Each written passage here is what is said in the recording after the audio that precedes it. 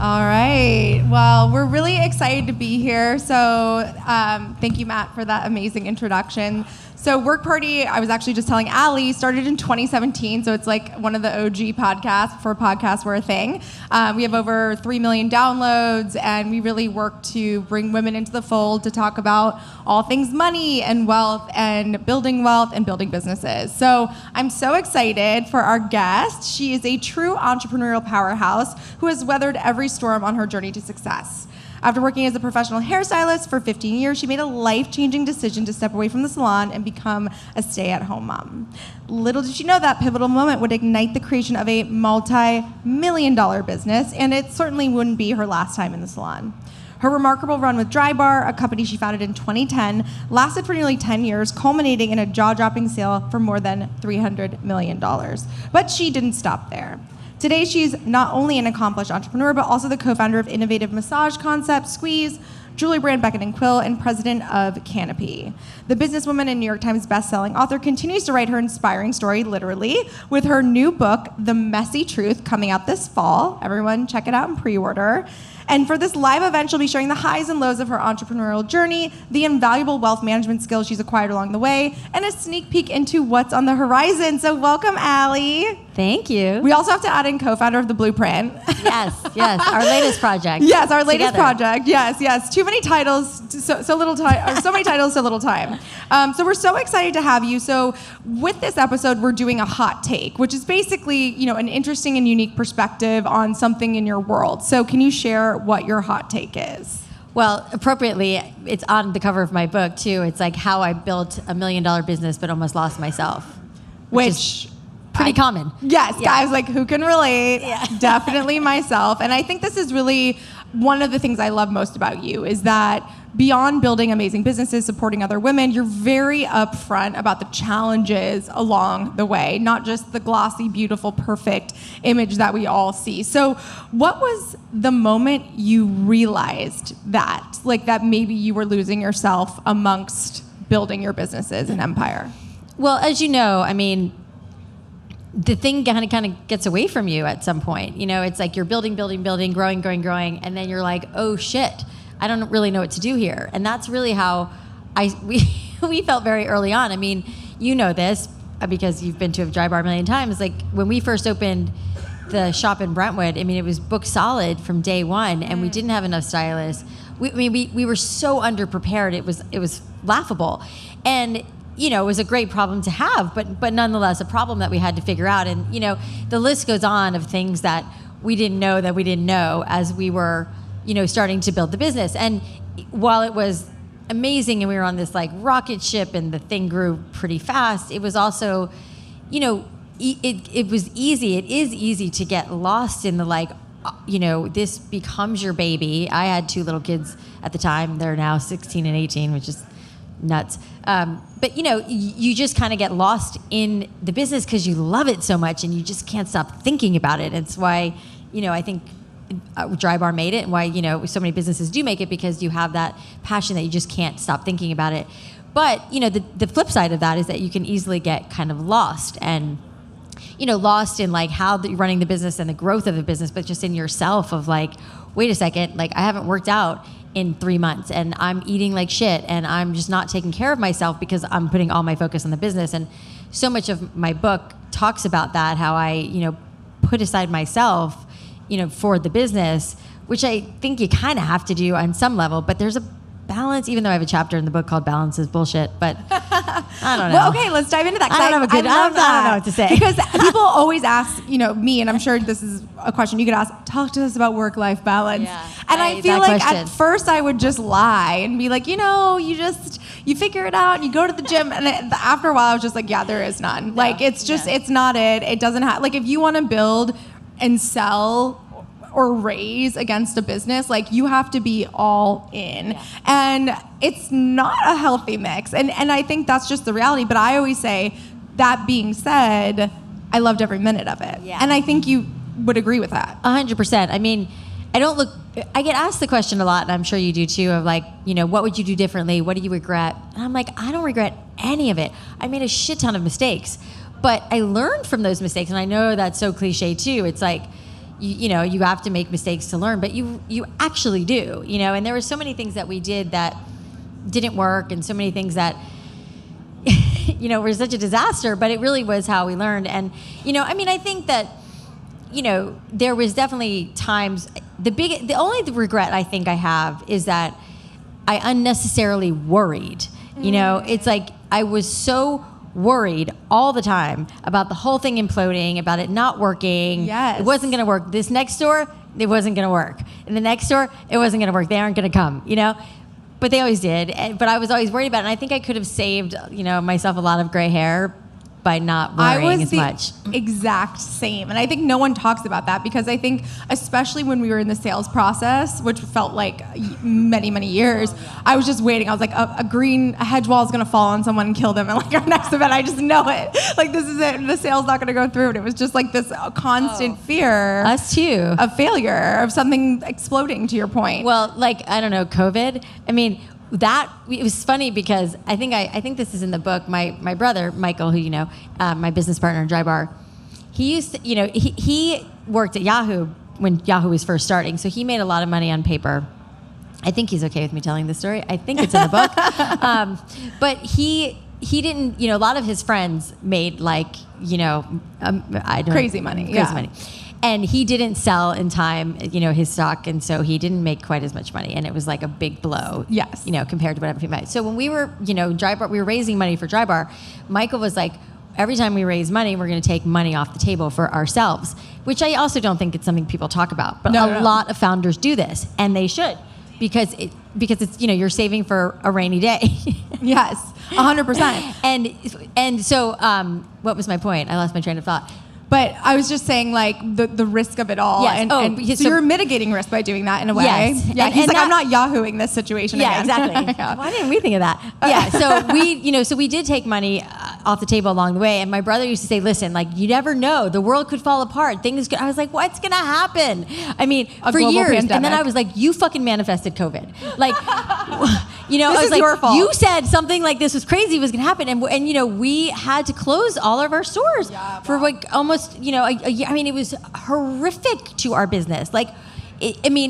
Horrific. I mean, that's all in the book too, of the whole demise of that. It was bad. We ended up selling the product division of our company, not the stores. That was a whole other. It was you could have never imagined. And had we not taken money off the table, I'd be in a very different situation right now. Absolutely. And what's wild is that I actually know a lot of women who raise, and investors won't let them take money off the table.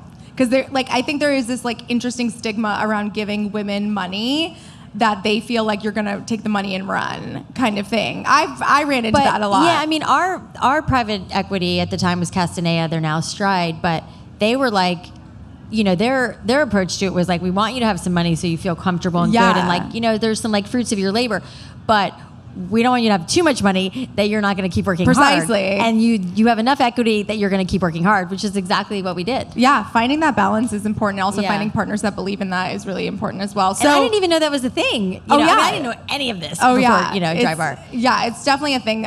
It's a thing that investors don't want you to know. Yeah.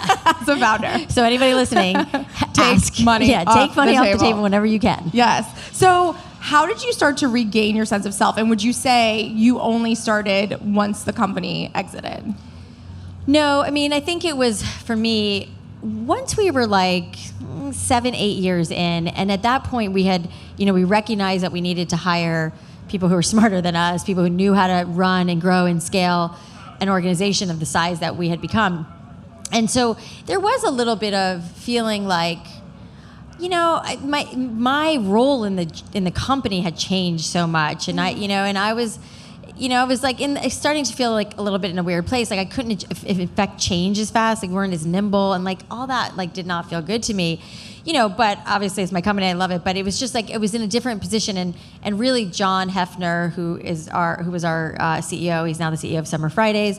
When he came in, and he was really instrumental in helping me kind of move from being a founder who was involved in every single thing to enjoying it more, and so I did start to pull away a little bit. And then I got divorced from Cameron, who's my first husband, and he's the creative mastermind behind Dry Bar. He's brilliant and so talented, and so that created more of like a sticky situation too. And there was a little bit of, I mean, we're great now and friends and all good, but that, that also like changed a lot, so that's when things started to get messy. Yeah. And the messy truth. And I think it's, there's a bit of an identity crisis when you start to get out of the day-to-day of your business. So like when I stepped down as CEO, also got a divorce, but like, I think all of a sudden you're like, who am I? What do I do? Well, it's how I feel now. I mean, I think because I was still involved enough in the business that part hadn't really hit, but it was like percolating, and then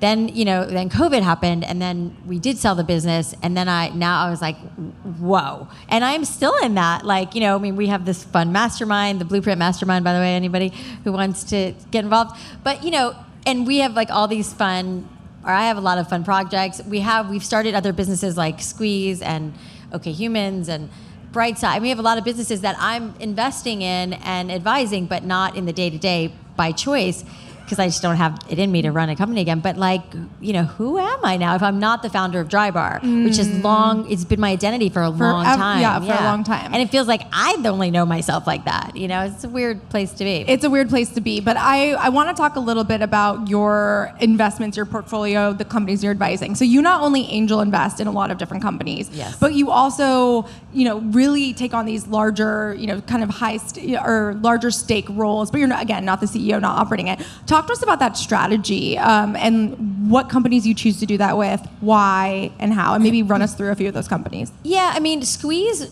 our massage concept, which was really my brother's idea, and the irony of Squeeze, it's a massage concept where you book and tip and pay on an app, so it's like the Uber Postmates of massage, and it's like this seamless experience. When you're done with your massage, you walk out, you don't have to worry about paying, But it was my brother's idea because the same frustration that people had, and the reason we started Dry Bar was because there was like a discount chain or like a high-end spa and you were overpaying or you were like having a bad experience. The same thing is true of massage. It's like there's the discount chains, they're decor, but they're not great, the decor is bad, you don't know what you're gonna get, or there's spas that you're overpaying. So we were like, why isn't there something in the middle? And so we created Squeeze, which is the same founding team as Dry Bar. And right now there's only like 3 or 4 open, one in Studio City, one in Arizona, Nashville, and so and then it's a completely franchised model, and we've sold 70 or 80 units already. So you'll start seeing them popping up a lot.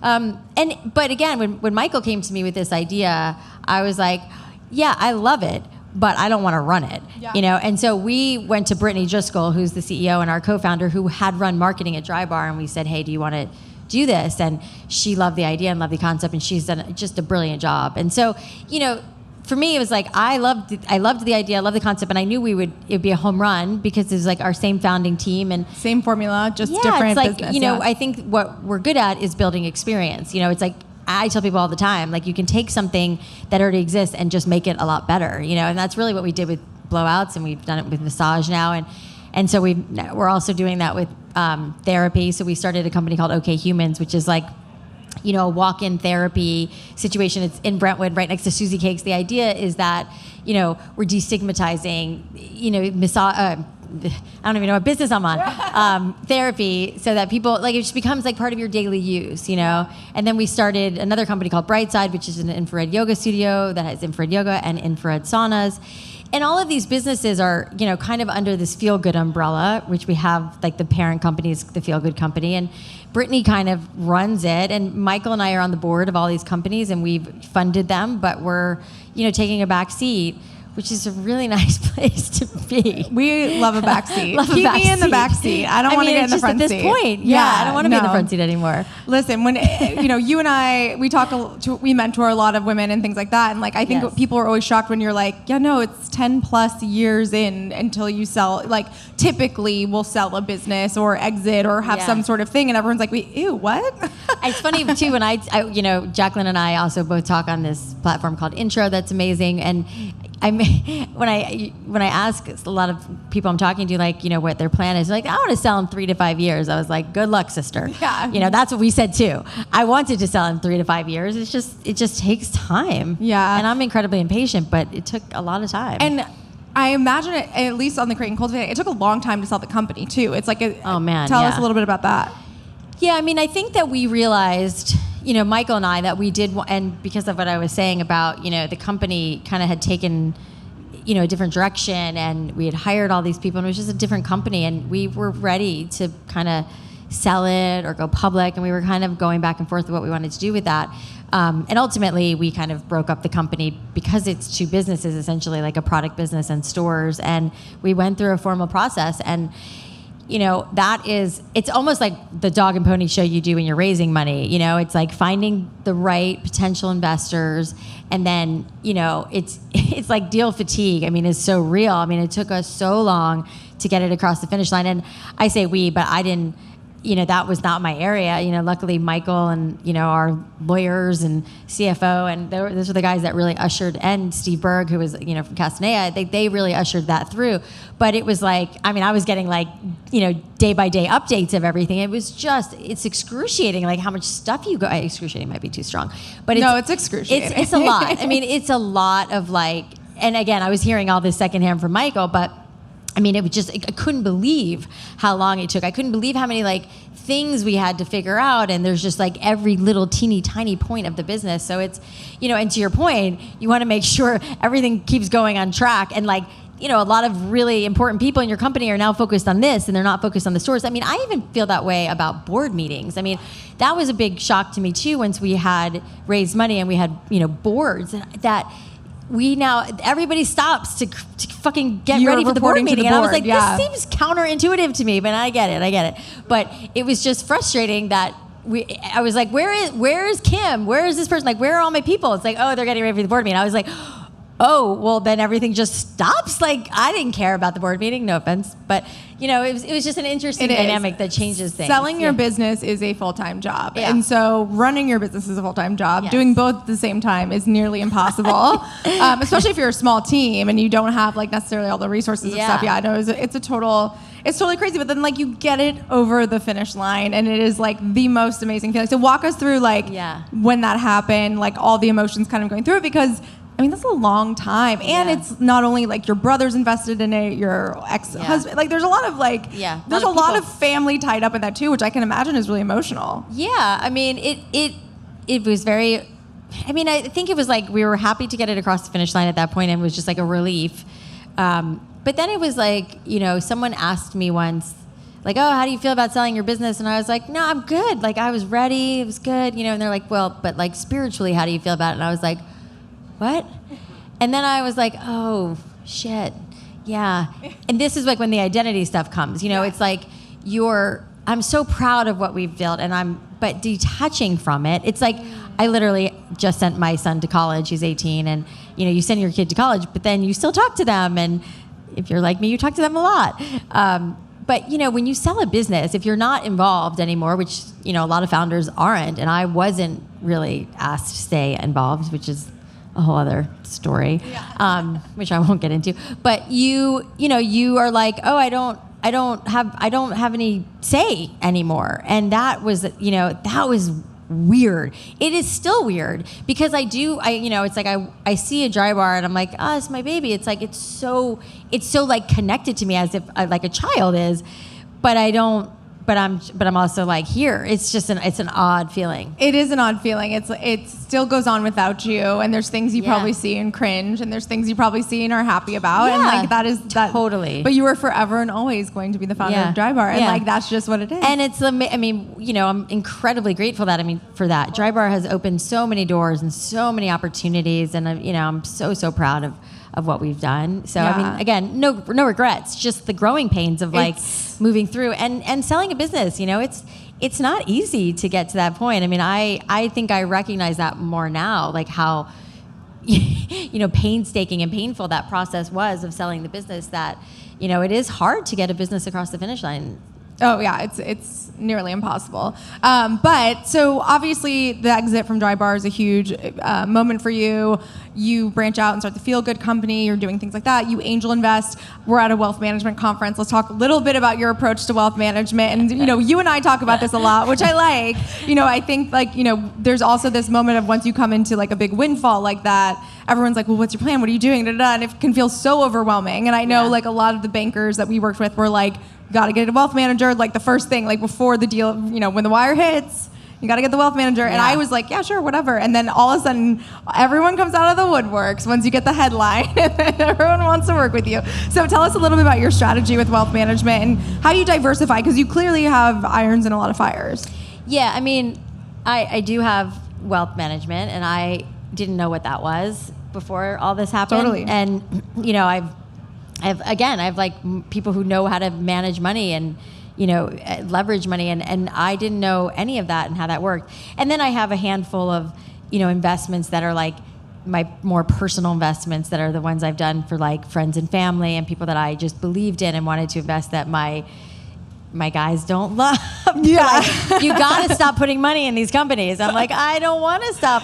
You know, and so I'll be a little more discerning. I'm a lot more discerning now. I think when we first sold, I first made money, I was like, I wanted, and I still do want to give everybody money. Like, I'm like, I just want to give everybody money. I want to give everybody a chance. And, you know, and at some point you're like, I got to be smart with what I'm investing in. And so, you know, I evaluate things a little more carefully than I did a couple of years ago. Totally, yeah. I'm like, in this economy, we have to. but and I do. I call my financial advisor all the time about things, you know, about things that I'm interested in doing and get his perspective. And then sometimes I call just because I'm like, I'm spending too much money, right? You know?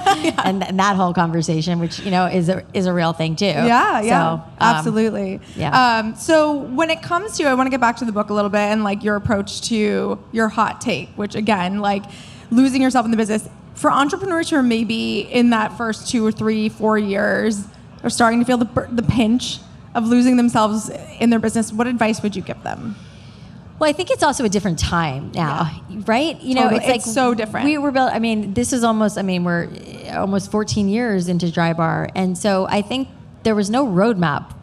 I didn't have one. No. You know, and how long is Crate & Culture set? 2017. It's like 12 years now. Yeah. So I mean, we. I didn't have a lot of like mentors, you know, or people to say anything about anything, you know, and it was like. Most businesses were owned by men back then. No offense, there's a lot of men here. Yeah. But you know, it did start to shift, and now there's so many, you know, female-run companies, which is great. And so, like, what, you know, like when we talk to women, and I really like to say, to answer your question, like, you don't have to work yourself into the ground. You know, I think that there was this mentality that was like, oh my God, I'm so busy. Like, I'm so busy. Like that. Like, I just can't. You know, and it's like as if it was cool or something. You know, and. You know, and I think that that's not a badge of honor. You know, I think that it's more impactful and important that you are, you know, I just hate that we need a new word for balance, but you're finding some sort of like, I'm consciously aware of not losing myself in what I'm doing, that I am going to still go spend time with my family, and I'm going to put my phone away, you know, for a couple hours, and I'm going to make sure that I work out when I want to work out. I'm going to still see my girlfriends. I'm going to do all these things that, you know, that I really didn't allow myself to do because I was, you know, because it's like anything. It's like when you're, you know, it's like I'm trying to come this metaphor about like a fire. Like if you keep flaming the fire, it gets bigger. But it's like if you don't allow for the opportunity to like almost miss something, you know, then it's not even as good. It's like, you know, you want an opportunity to like to step away from it and then be excited to come back to it. Yeah. You know, for me, I burned out so quickly, so early because I never stepped away and was like excited to come back. I didn't trust people at that point to like, if I wasn't a part of the business and wasn't like, you know, I mean, we had cameras in Dry Bar so we could like see what was going on. I was always watching the cameras. Like when I wasn't there, I was like a psycho, you know, what I now know that if I could have stepped away and trusted people earlier, I did eventually start to do that, you know, with a lot of coaching. But had I done that earlier, I think I would have saved myself a lot of like stress and heartache and like just the things that go along with that. And so, you know, that's the advice I would give to like anyone running that company now is like, do yourself a favor and like don't kill yourself. You know, work hard 100%, but see your family and your loved ones and like be with your kids from the beginning too. I think is right, the as like a important precedent. Thing. Like if you set that precedent, and I think that's the thing that's hard to break from, right? Is like if you've been doing it that way, where you're looking at the cameras 24/7 and you're involved in every single thing, but you know all the mistakes that are happening. You become it's an addiction in a way. And by the way, it's also like the company culture that you create. Yes. That's not great either. You know, it's like, I was so what I thought passionate was, but I was like crazy about everything, like being a certain way. And then it creates that like frenzy of like, everyone's like nervous, versus the like, now I'm a little more laid back, and I'm a little like, I want still things to be great, but I want everybody to like enjoy their job and not feel that nervous anxiety of like, oh shit, it's not right, and we're gonna get in trouble, and everything's wrong, and it's like, it's so much more fun when everyone's a little more laid back and still works hard and enjoys their job, which can be sometimes a hard balance for employees. But I think it does start from the top, and how you act trickles down without a doubt into your company. I think we were very similar in like our approach, but I also think it was a symptom of what we had experienced in the job market probably before we had become entrepreneurs, which was sleep at your desk. First one, like if you're the first one to leave, you're not doing the hardest work here. Yeah. And it was just that constant culture of, to your point, the busyness epidemic, the hustle culture, all those different things. So, we've seen that change so much over the years, and like I think embracing that has been a big part of that. So in writing the book, the second book, from a completely new perspective and lens, what were some of the things you learned about yourself in writing it? Well, it's very cathartic, and going back through it, I think that I feel like there's so many, as I went back through the book and I had to like kind of go back through all the different stages, it was like, it's interesting how many lessons there were, along the way, and how many things that I now, know about raising money, about customer service, about scaling a business, about hiring. And there were so many lessons that were coming at me that I was like, wow, I haven't thought about that in so long. And they're all really important, it's like, from like taking the phones out of the stores, and like, partnerships that went bad that we had to figure out how to like do better the next time, like sending all of our employees to every store opening. That was a bad idea. There was so many things that were just didn't make sense in the long run, but like, it's funny going back through them and being like, man, there was, it's just crazy how much you learn as you go. And all of those lessons of like what worked and what didn't work. And, my own, I think looking back on it, like, kind of what I was talking about before, like, I remember my brother sitting me down one day and saying like, everyone's really scared of you. And I was like, what? What do you mean? It's because I think as like the founder or CEO, you're usually the last person to know that. And everybody else no one's knows telling it. you that. And you're like, I needed my brother to tell me that. And he was like, yeah, everyone's kind of scared of you. And I was like, what do you mean? He's like, because you come in the store and you lose your mind because the floorboards are dirty, the music's not loud enough, you don't like the way that people were greeted. I mean, the list goes on. And I would be pretty vocal about that stuff, and I realized that wasn't a smart approach, that I needed to like, because, the poor girl, the bartender at the front desk might have just been like, somebody who works like 13, 15 hours a week, and she's like, I don't, and it was a conversation for the manager or the district manager, but I just, in the moment, I would get on the floor and start cleaning floorboards, which made everybody really uncomfortable, which I still don't understand why. I was like, they're just dirty, I'm going to clean them. Like, because that goes back to my philosophy of like, there's no job too small. Like, totally. I've cleaned the bathrooms lots and lots of times at Dry Bar, and I wanted that culture of like, we will all do whatever needs to get done. I don't like hierarchy, like, and so I didn't want there to be a lot of this like culture of like, oh, I don't do that, so I wanted to do everything. So I thought in my mind, when I walk in a store and things aren't the way I want them to be, I'm just going to do them and show people that anybody will do anything. But unfortunately that didn't always bode well, because then everyone was just nervous and on edge, and so I really had to like learn how to adjust as a leader.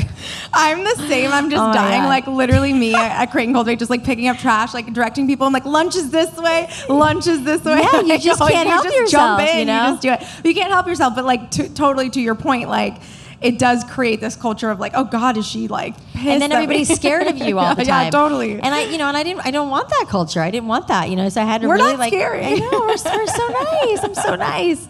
But you do, and what you think is like, what you feel like is passion and like devotion is often interpreted as, she's scary. Insanity. Yeah. Yeah, totally. So what can we expect from the book? When is it coming out? Tell us everything. So it launches November 14th, and it's on pre-order now. And it's really my whole journey of building and growing and scaling and selling, how we started, how we, how we hired, what hires worked, what hires didn't work, like all the little lessons that I could remember. And it's a pretty full book of like everything that I learned. And, I didn't go to college. I don't have a business degree. It was a lot of learning on the job. And I feel like now I have like a master's in business from running this business. And then there's a lot of like the personal stuff kind of intertwined in there too, because we take ourselves wherever we are. And when we have, personal stuff going on that's hard, it does come into whatever you're doing, So there is a little bit about my personal story. And my son, who's 18 and doing great now, when his dad and I got divorced, he really went off the rails and he went into rehab, and there's that whole part of it, and like the parenting part, and like the balance between parenting and running a business and all that. So it's like, there's a little bit of trauma in there. No, it's real. It's very real. It's very vulnerable. I think also there's a lot of working women who look up to you, and working mothers who are like, how did she do it? And it's not easy. It's not perfect. And I think it's great to share your story and be able to, again, share the messy truth of what it actually takes and what happens. Yeah, that's why I love the title so much, because it is, you can't find somebody who wouldn't tell you like their life isn't messy in some ways. Nope. And if they tell you they're lying, if they tell you it's not, they're lying. There's always something. Someone once bought us a whack-a-mole, like, the machine, the game. Someone bought us that for our office, which was like the greatest thing, because I was like, this is the epitome of our lives. It's like, this thing is going good, and then there's a fire over here, and this thing is going, and then there's a fire over here, and it's like with kids and marriage and business, it's just, there's always something that is not working quite right. Obviously sometimes it's worse than others. My son going to rehab was pretty rough. That was a big one, but it, just like anything in life, it turned out to be a blessing in disguise. Right. And it seems crazy saying that, but he is so evolved, and it's like it was like human school for him. It's like he learned how to express his feelings, and he learned how to talk about things, and he learned how to communicate with us, and how to just in general. It did wonders for him. So it's like you also have to like roll with it, and and we did what we had to do, and it was rough for a while, but we got through it, and he's better for it. We're all better for it, and it's just messy. It's all messy. Yes, but it's beautiful. It's like a beautiful mess. It's a beautiful mess, and it's always good to share that, because I think people from the outside are probably like, her life is perfect, and there's so much more underneath. Underneath the surface. So let's end with some rapid fire. What is I love rapid fire. Okay, let's go. What's a productivity hack you swear by? Probably my calendar. I know that doesn't sound like it's just live and die by the calendar. I live and die by the calendar. It's like, if it's not in my calendar, it does not happen. It does not exist. It's like, if you want me to read something, put it in my calendar. Everything goes in my calendar. I love that. I'm the same way. What is the number one thing you look for when making an angel investment? Well, I'm better about looking at the numbers now. Like financials. 3 years ago, I would have said, it's a gut feeling, passion. And it is certainly that. And but it's like, now I look at it like, what is like year-over-year growth? Who's in place in the company? Like, and I've talked to a lot of founders, then they're at a point in their business, they want to raise money. I was like, but you don't have anybody who knows what they're doing in this company. You know what you're doing to a certain extent, and that's great. And like, I knew what I was doing to a certain extent, but you need people who actually know how to do this. That's what investors are going to look for. That's now what I look for, is like, there's somebody who's like at the table who knows how to do this, who's done it before. Not that it has to be that way every time, and there are certainly unicorn situations, but I think by and large, you do need that. And what's the best financial decision you've ever made? Probably to take money off the table early on. Love that. Write it down, take notes. I love it. Yeah. And then just be, I would say the second part to that is like, just be, cognizant of what you have and what you're spending. I'm very aware of what I spend. And I keep track of that stuff. And I did when I had like a budgeting app, like 20 years ago, when I had like, I could spend this amount of money and it was like $300, Yeah. and it doesn't matter where you're at in that, just as long as you're making sure that I'm a big believer in live inside your means, like Yes. don't overextend. Yes. But we're getting a Malibu house, aren't we? I know, but we are. Well, Alli, can you tell everyone where they can follow you and buy the book? Yes, you can go to alliwebb.com, or you can go to my Instagram where there's, all my projects and all my businesses. But yeah, that's the best place. Amazing. Yeah. Yay. And you can Buy get it the on book, The Messy Amazon and Truth. all those great places. Yeah. Thanks, Alli. Yeah. Hey, thanks. just real quick, there's a few questions here. Do you guys want to answer them? Yeah, sure. Oh, Can you see that up there or no? I can read I it. gotcha. You got it? Okay. In crazy times when you can't do things that normally make you feel grounded, what do you do to get by? Like, I guess like meditation, maybe, a walk. I'm a big walker. I mean, I think that's the nature of the question. Yeah. Right? It's like, it's almost like self-care. Like for me, it's like fresh air, nature, music, meditation. I walk my dog a lot. Yes. It's like, for me, walking is like Getting when my outside. brain works the best. I love that. I would say similar things. What would you say was the most surprising thing about your introduction to wealth management financial advice?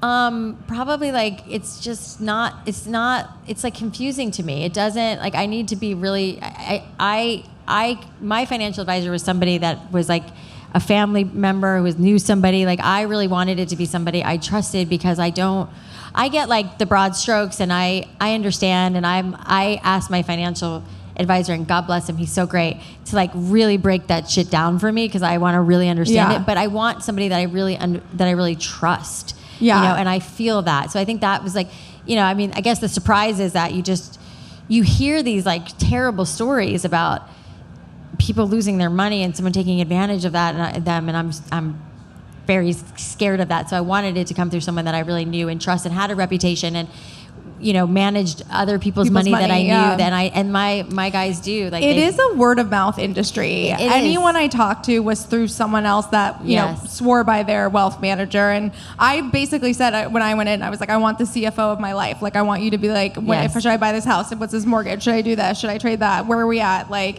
all those different things. So I have like my wealth management people, and then I have my day-to-day people who run, and they talk a lot. It's to make sure everything is like in motion, and like, if managing the money that's coming in, and all the things. So it's I've had the same team for a lot of years, and I really trust them implicitly, and I think that's it's like the relationship, like anything, is really important. And I know I can text my financial advisor and be like, so what is it, and I'm like, I'm gonna call you. The text relationship is key. I would say always. Like, I love texting doctors. Like, you're like, I'm gonna text all the people in my life. I love it. Yeah. Amazing. Well, thank you so much, Alli. Thank you for having me. Thank you.